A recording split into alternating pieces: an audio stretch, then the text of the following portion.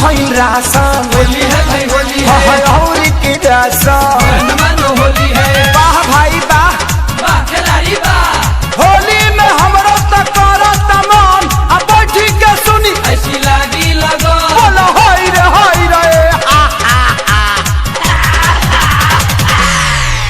अरे बन भइल राशन और की राशन मुखिया जी झूठा के दलया सरासन नया स्कीम चलता ललोता से नया स्कीम चलता ललोता से जो बनावाना तू कहले जई हाँ सैया लोटा से मिलता चोली कोटा से ना जो बनवाना पिकेले जई हो सैया लोटा से मिलता चोली कोटा से ना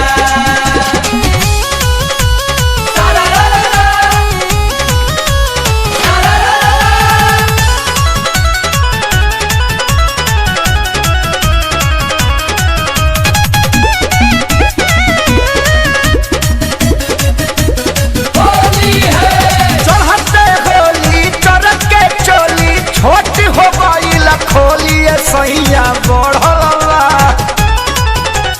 होली है देखी के खातिर रंगे खातिर लड़का बुढ़ावाला बाटी पीछे पड़ल बा दबा के रागी हाँ होली में बजा दवा छोटा से मिला चोली कोटा से ना जो बनवाना पिकेले जई हो सैया लोटा से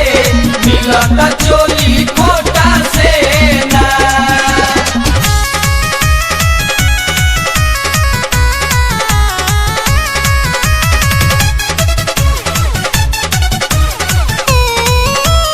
होली है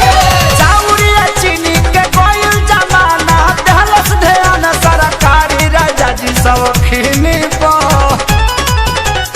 होली है खेसारी के खाता में साइज लिखाता उ हमें सियाता समान हो मशीनी तो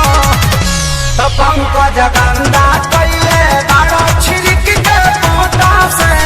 मिलता चोली कोटा से ना जो बनवाना पिकेले जई हो सैया लोटा से मिलता चोली कोटा से ना अरे कौन भइल राशन और की राशन मुखिया जी झूठा के दलया सरासन नया स्कीम चलता ललोता से नया